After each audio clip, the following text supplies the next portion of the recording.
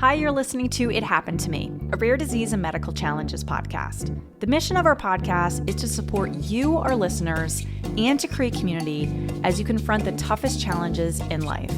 All of us will experience health hardships. The real question is how we adapt. That's the focus of It Happened to Me, which wants to help you overcome limitations and live a full and satisfying life. Drawing on their own health challenges, co-hosts Kathy Gildenhorn and Beth Glassman interview guests who share stories and research to help you succeed in the face of difficult health obstacles. It happened to me. I'm not alone, and neither are you. Corinne Merlino was born with Pierre Robin Syndrome. PRS, as we will call it, is a rare congenital birth defect that affects the craniofacial development. Navigating life as a patient from a young age sparked a passion for science, medicine, advocacy, and ultimately inspired her to pursue a career in genetic counseling. Corinne currently works as a clinical research coordinator for the Palliative and Advanced Illness Research, or PAIR Center at the University of Pennsylvania. There, she supports multiple studies focused on improving the effectiveness and efficiency of specialty palliative care services for seriously ill patients. With our co-producer, Dineen, Corinne also serves as communications lead for the DNA Today podcast for over 3 years.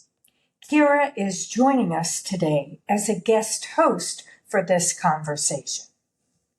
In 2020, Corinne received her BS in Biology and Healthcare Ethics from St. Joseph's University.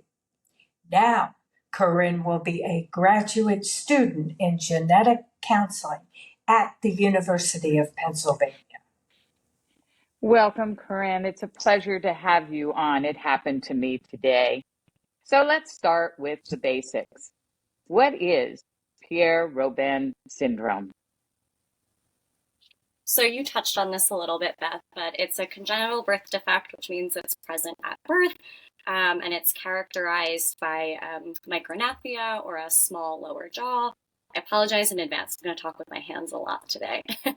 Micronathia, which is a small lower jaw, glossoptosis, which is displacement of the tongue, and ultimately a cleft palate, which was one of the most major phenotypic presentations that I suffered from. And I should also note that Pierre Robin syndrome can also be called Pierre Robin sequence because of the nature of the disease. So it's called a sequence because the condition is caused by a chain of events that occur in the oral cavity during embryonic development. So the lower jaw forms to be too small, which results in the displacement of the tongue, which ultimately causes the cleft palate because the tongue prevents the palate from forming completely. So that's what ultimately causes the main symptom. So you're saying the cause occurs in the mouth. What are the repercussions of that? Yeah, so most children that are born with Pierre Robin syndrome often experience feeding difficulties. That's one of the main concerns because without the palate, if you're fed normally, like a parent would breastfeed or bottle feed a baby, without the palate, the food goes right up the nose and there's a lot of risk for choking. So babies born with PRS typically require specialized feeding bottles or a feeding tube if they're not able to get enough nutrition via bottle feeding. Some children have breathing difficulties, depending on the extent of the craniofacial symptoms. Children can have hearing issues and issues with speech and development in those areas. So, Corinne, how did your parents feed you? I forget the name, but there was a special bottle that basically prevented air from going in through, and it was a special bottle top, and they would have to feed me upright. That way the food could actually go down my throat instead of up my nose if I was Did that laying take down a like long people time normally. to do that feeding? Yeah, a very long time. And feedings were a really stressful time for my mom, so I'm told. It caused a lot of distress for me, which caused a lot of distress for her and my dad. and they were the only people that could feed me because it was kind of hard to explain Now, to someone else how to use a bottle that no one's ever seen. is there any difference between the cleft palate that comes with the PRS and cleft palate that other children are just born with? Yeah, the only difference would be the cause of the cleft palate. So it can either be due to environmental conditions. So cleft palates are actually really common in twins because there's a lot of crowding in the womb. So if you're not able to, this is not a scientific term, but like unfold properly during embryonic development, and the tongue is displaced, that can prevent the palate from forming, or there are genetic causes that alter the sequence of embryonic development that result in a cleft palate. So, Corinne, is this considered to be a genetic condition?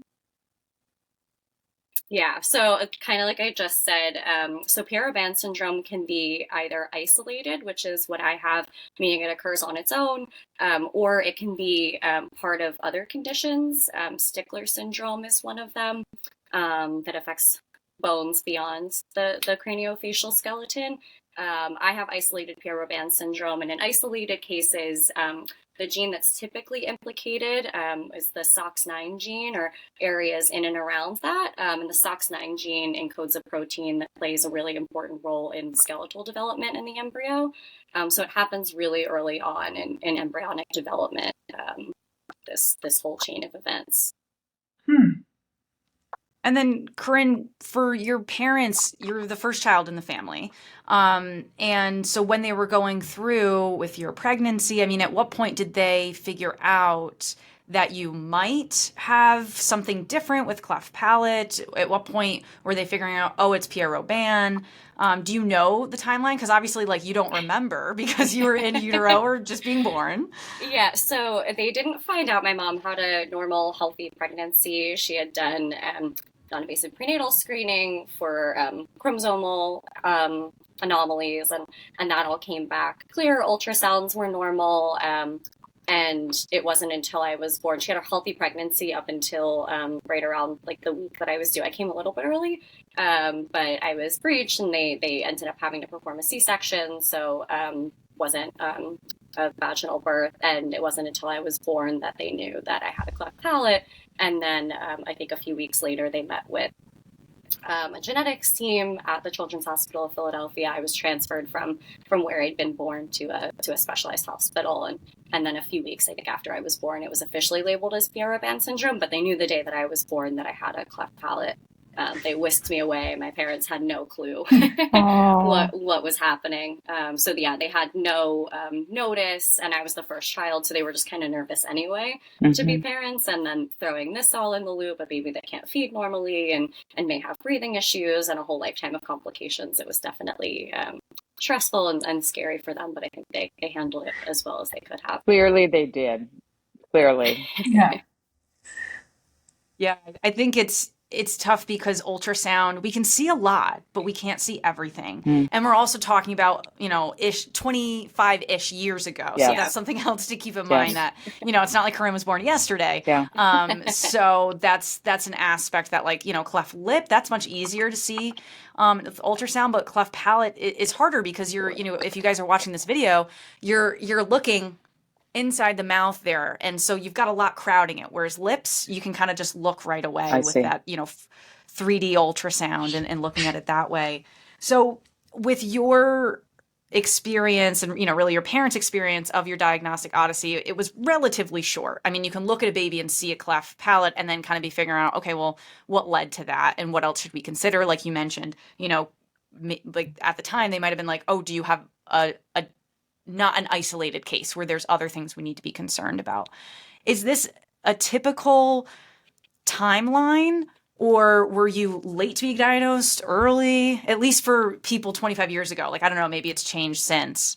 Yeah, I think for people 25 years ago, it seems pretty on brand, and it was pretty easy then when I was born for them to look at the phenotypic presentation of what I was born with and decide that it was Pierre Robin syndrome versus Stickler syndrome or other conditions where a cleft palate is present, just because of, again, the small jaw, the displaced tongue, and knowing what the course of treatment would be from there. But I think now it's a little bit different, especially with more invasive prenatal screening, and you can figure out, if you're going to have a baby that's born with Stickler syndrome, you can kind of plan for these things.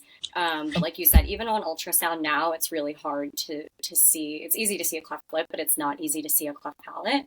But the only difference is, so when I was first born, I think we'll get into this a little bit later, but I had to wait 10 months before I had surgery. And now I think they're doing surgeries much sooner. So I think the course of like diagnosis and treatment has changed a little bit, but from what I know, it's not so different. You kind of really can't officially know until after birth, because there's not like a concrete genetic test for Pierre Robin syndrome. Now, what kind of doctor and what kind of specialist would be able to identify that the cleft palate was Pierre Robin? And how would you, know when to bring these doctors into the process? Yeah, so we're really lucky. I grew up and was born right outside of Philadelphia, so we have easy access to the Children's Hospital of Philadelphia, and they actually have a specialized cleft lip and palate program under their overall craniofacial program. And Pierre Robin syndrome is one of the conditions that they see. And it's about 25 minutes from my house. So once I was born and we knew that there were some things going on, my parents met with the genetics team at CHOP, and that's how they were able to confirm that it was PRS and not something else. And then I was lucky. So part of the cleft lip and palate program, you see an audiologist to monitor your hearing, and I had some hearing issues early on in life. You see a speech pathologist, you see just a general pediatrician. I have a plastic surgeon who I say it's two different ones. I started with one, he retired, and then I saw a separate plastic surgeon for my later surgeries. Corinne, did you have speech issues? Not anything severe, like typical, like TH or F for TH substitution. Like I have to brush my teeth, like kind of normal things that kids do. They were actually really shocked that I didn't have more significant speech issues. And throughout my development, like I said, I was monitored by a team of like 8+ specialists for kind of the first 18 years of my life. Would see every doctor at least once a year, if not more in between. And the only thing related to my speech is that because my palate is short, I had a palate repair that used tissue from my throat to repair it so that food wouldn't go up my nose anymore. But then as I hit puberty, my adenoid pads, which are like on the back of your throat, I relied apparently very heavily on my adenoid pads to make contact with my palate when I speak and talk and laugh and eat and things. So when you hit puberty, your adenoid pads shrink. So after I was about like 13, I have a lot of air escape, especially when I'm speaking quickly or I'm eating. Sometimes I get food that goes up my nose or doesn't go down the right pipe. So other than air escape, like hypernasality when I speak, I luckily don't have any major speech issues. After the first few years of my life, the hearing issues subsided. I had tubes put in to help drain the fluid, but I suffered from chronic ear infections for the first few years of my life. But yeah, other than that, I'm very lucky that it wasn't more severe. And what were some of the surgeries? Because I know you've had multiple, throughout your childhood. Did you have any in adulthood, or it was more like before 18? Yeah, so my first one, I said they waited until I was 10 months old to allow the tissue in my throat to expand, to kind of repair the gap in my palate, and then had tubes put in my ears to drain fluid when I was like a toddler. And then I was really lucky. I went quite a few years without surgery. It was kind of a wait and see. Every year I would go back in July and they'd say, okay, nothing actionable right now. We'll wait and see till next year. And then wait and see became, okay, we need to do something. So because my lower jaw was really underdeveloped, actually suffered from an underbite. And so when you have an underbite, they can do one of two things. They can bring your lower jaw backwards, or they can bring your upper jaw forward. And one of the presentations of Pierre Robin syndrome is a really flat face and delayed mid-facial development. So when I was a freshman in high school, I was like 14, 15. I had a Lefort osteotomy 1, which is where they take the bones, kind of just your upper jaw bone below the nose, and bring it forward to then kind of bring the middle of my face forward and help alleviate the underbite that I had. Oh my goodness. Wow. Yeah. That must have been then, major. It's major surgery. Yeah, my jaw was wired shut for 6 weeks. Oh no. Had to eat liquids for a while. Oh I had to goodness. finish. I had the surgery in May, so I had finished the remainder of my freshman year of high school from home because of the recovery timing. I was really active in sports and stuff growing up, so in order to be recovered in time for The next my year. sports seasons and hope to play and not miss anything, and also to allow time. Part of it was I had to have braces on my top and bottom teeth so that they could wire my jaw shut, and there was a lot of like pre-orthodontic work that went in, so it was kind of a balancing act between, okay, the teeth are ready, and also like we're doing this as early as we can so that you have time to recover. And so they move the upper jaw forward, they break the jaw, move it forward, and then they secure it with titanium plates and screws. And then recovery, it takes more than 6 months for the swelling to go down. Oh my goodness. So at the time, I think I didn't look that weird, but now I look back at pictures and like, oh my gosh, like I thought I looked like great, was like 100% recovered, and it's like 6 months later, I'm like, I can't believe I was walking around like that. Wow. Well, you look But beautiful now, I gotta say. Thank It's worth you. it. But how did you cope? I mean, you're in high school. That's a time where you want to be out and about, and you had to live within your home for 6 months. Yeah, 6 weeks. I mean, it's 6 weeks, Yeah. but then 6 months recovery, was it? Yeah, 6 months, like I really didn't look like myself.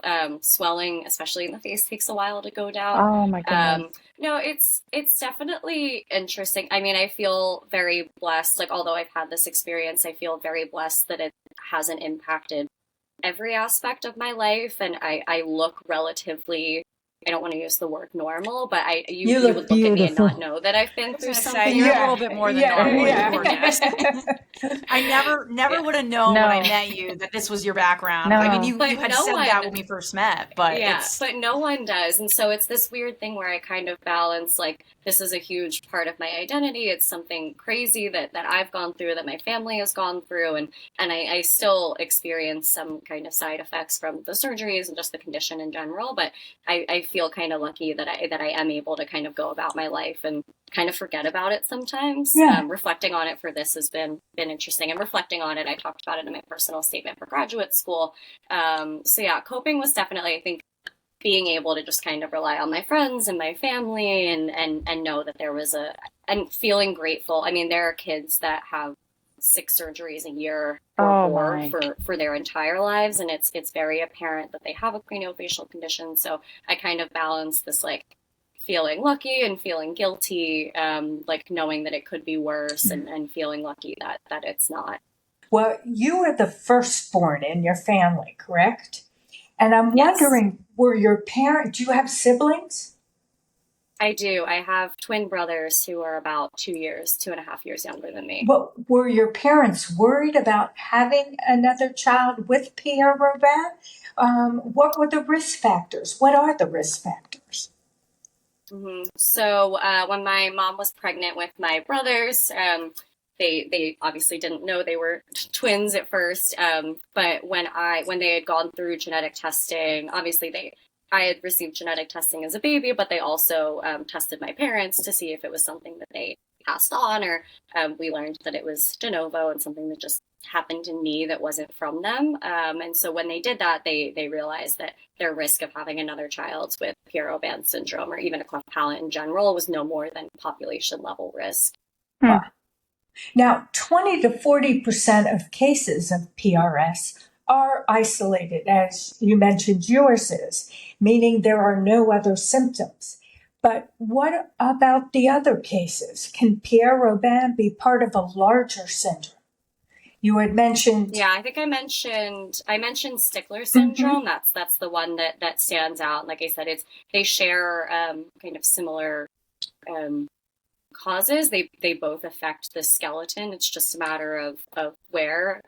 Pierre Robin syndrome is concentrated in the oral cavity, and Stickler syndrome kind of expands and affects the ears and other areas of the body. I believe they have some cardiac issues as well. And so it's actually interesting when Pierre Robin syndrome is isolated, it's typically de novo or a new mutation, but when it's inherited with something like Stickler syndrome, I think it actually follows the inheritance pattern of the condition that it coincides with. Gotcha. Yeah, I want to say Stickler syndrome is autosomal recessive. I should probably look that up while you were talking.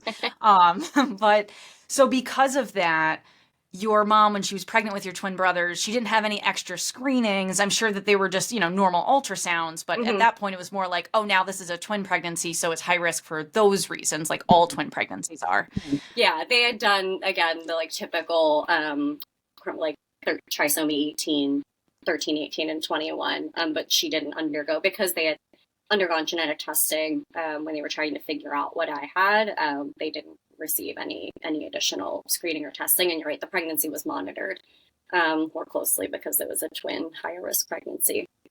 Yeah. And so, if you and your partner decide to have biological children, is there a chance that you could pass this on to a child? Like you said, it's a random mutation in you that has led to Pierre Robin and the sequence we've been talking about with the small jaw, and then your tongue is really pushing up into your palate, so that's not forming correctly. So it's this sequences we've been talking about. So is there a risk if you have biological children?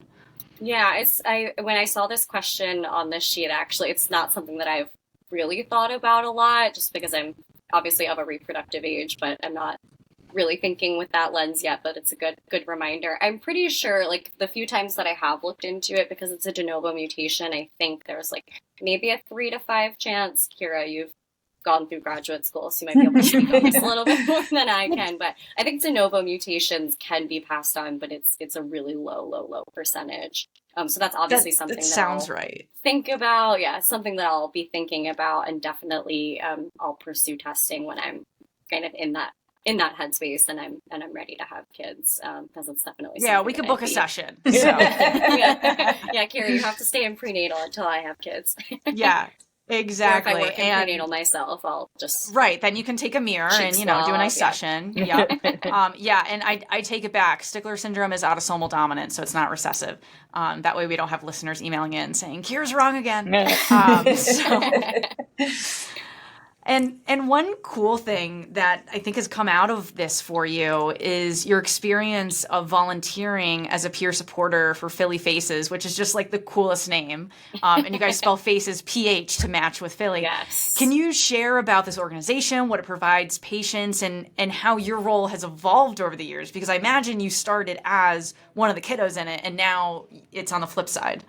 Yeah, so this was years ago, really, that Philly Faces started. It's a nonprofit organization that's kind of funneled through the craniofacial program at the Children's Hospital of Philadelphia. And it's a nonprofit that's just really focused on supporting kids with craniofacial anomalies and their families. They host a wide variety of events to get kids with craniofacial anomalies together in a room where everyone looks like them. And some of my favorite events, and ironically, this was happening when I was having my craniofacial surgeries. There was a dog named Lentil Bean, who was from the Philadelphia area, and he and his mom, Lindsay, would actually attend an event called the Best Friends Bash, and it was a co-hosted event between the CHOP Craniofacial Program, Philly Faces, and Penn Veterinary Medicine. Penn has a huge, very specialized veterinary surgery center, so taking dogs with craniofacial conditions, cleft lips, cleft palates, other craniofacial anomalies, cancers of the face, and then bringing them to this event with kiddos to allow kids to see a dog that looks like them and make them understand that, a dog just had the same surgery that I did, and how cool is that? So that was one of my favorite events, just seeing people come together and seeing how involved the families are. And I know it means a lot to kids with craniofacial conditions to see other people that look like them and just kind of feel like everyone in the room looks like them, which is something that doesn't happen often.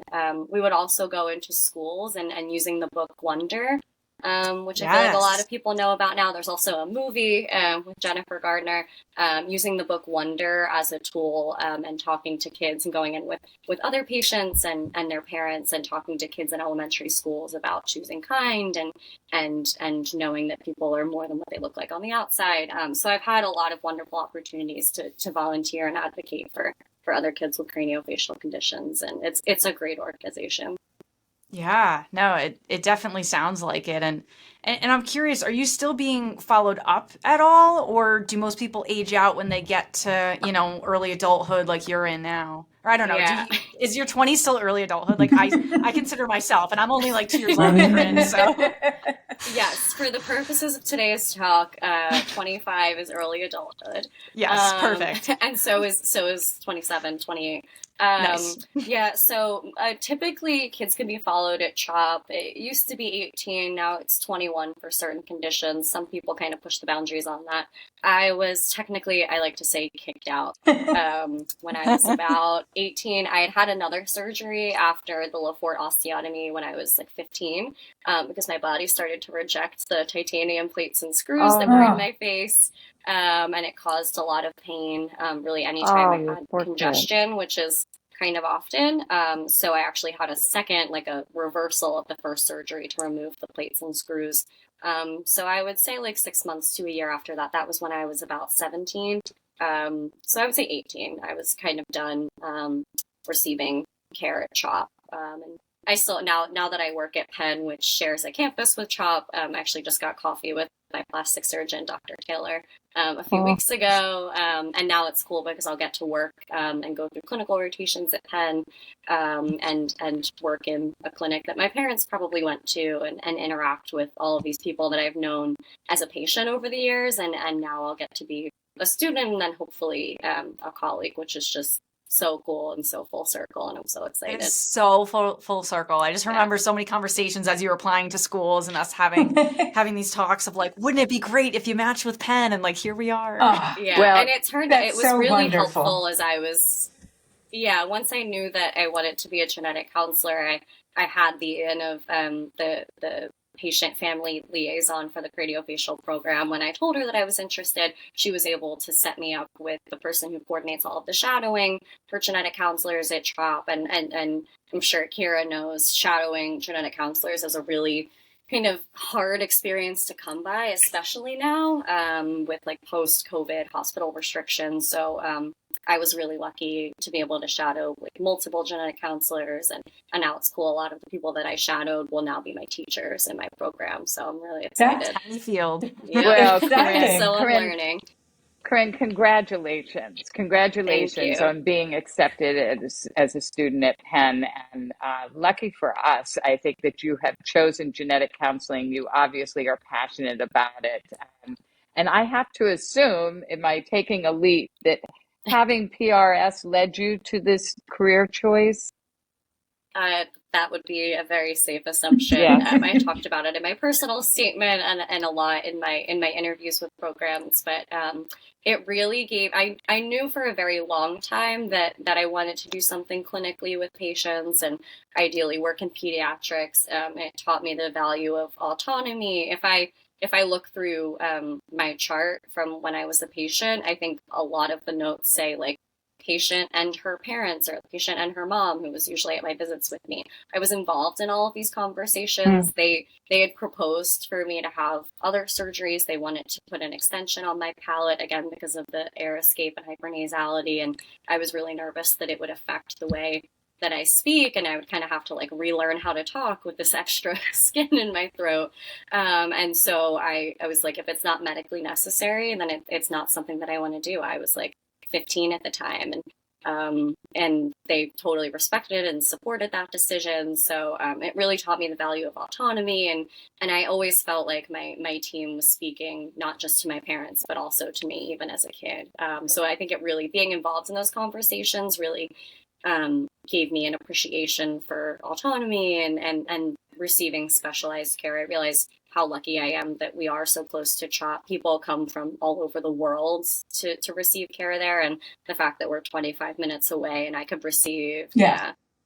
such specialized care and be followed so closely, and the fact that I can walk by my surgeon on the sidewalk and I haven't been a patient of his in years and he would still know who I am and come up and give me a hug. It's just like such a cool thing. So yeah, I think I've always been interested in science, but the patient care aspect of it really influenced my decision. Corinne, you have talked about now multiple surgeries, and some of the surgeries didn't go quite the way doctors had expected or you would have wanted. How did you cope throughout your childhood with these multiple surgeries? You're talking about making decisions, really being part of the team. This is a lot of responsibility for a young person. How'd you get through this? Yeah, I mean, my parents are both so wonderful. They obviously took me to all of my appointments and were there for every surgery. And my mom spoon fed me afterwards. And while I was hating my life because I was eating the same tomato soup every day, and then she was just a saint through it all. So definitely my parents, especially my mom. And like I said, I think being able to kind of like compartmentalize this part of my life and resuming relatively normal activities. Like, I think just knowing that it could have been a lot worse and being able to kind of like put this part of my life aside and kind of deal with it when I felt like dealing with it, and then being able to go about my normal activities, my sports, and being really interested in school. And I think channeling it into a career that I'm excited about. Like, I feel so lucky, even though this experience was obviously horrible at times, I feel so lucky that I've had this experience, because I don't think that I would have come to genetic counseling and just the fields of science and medicine and research and in general if I hadn't had this experience. So I think kind of framing it as like feeling lucky that I have this experience and get to do something that I'm so passionate about is a good silver lining. Like, I'll take the experience I had, and if it's given me this, you know. Corinne, you have the most positive outlook. I am listening to you, and you embody everything that we need in order to face adversity. It's exactly what Kathy and I talk about all the time, strategies for coping with a difficult situation. And you have answered every question. You're talking about being grateful to your parents, being grateful to your surgeons, being grateful to the team, being involved in school activities, and doing advocacy work. Is there anything I left out, that any other avenue that you have pursued that has helped you cope with this adversity? I don't think so. I mean, it's already a long list. It's a very, like, that's very awesome. long. I feel like I'm missing something. You are an example to all of us. When you write it all out like that, or say it all out like that, it's kind of a lot. As long as we thank the parents, that's the most important, right? So we've checked I feel out. like you have to. You win an award. Like, I'd like to thank my family and then my friends. The academy, you know. Yeah. But Corinne, it's your positivity, though, the very essence of you is, to me, what I hear that has helped you cope, that being a positive person and not a woe is me, not why is the world against me, but I am lucky. I heard you say that over and over. I am lucky. And the fact that you're going out and speaking to other people and talking about, I am lucky, I made it through, and I can help others, I feel good about that. I am proud of you, Corinne, and I am proud to know you. Thank you so much for being a guest today.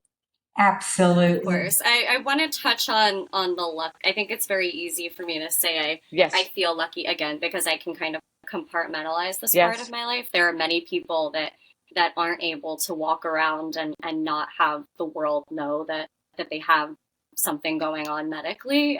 So I think just acknowledging that is important. I feel lucky that I've been able to twist this into a positive experience. And I think just also, it's not that I would ever blame my parents if I did, but knowing that this was just a random thing that happened and it was out of everyone's control, I'd be wasting a lot of energy being angry at the world, because it was really just a freak change that happened and obviously impacts my life very heavily, but I feel mostly grateful for the experience. Thank you for giving us this lesson. Now, so. Thank you for giving us this lesson and teaching us what it takes to be a positive person.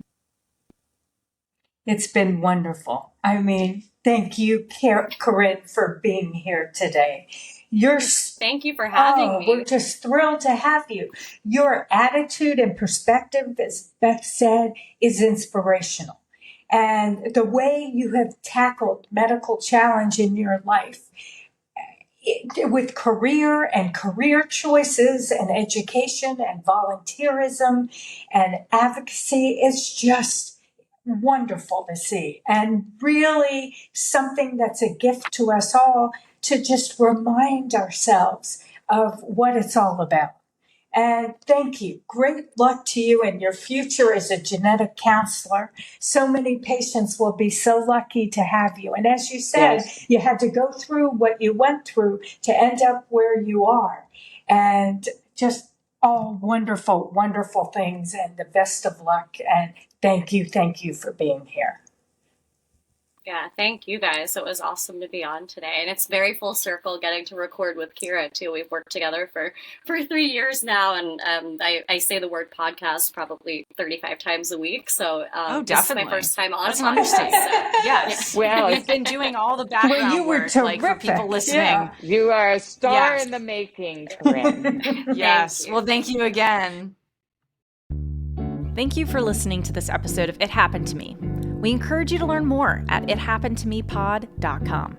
Please use the contact form on our website to submit your guest suggestions, comments, questions, ideas, and feedback for the show.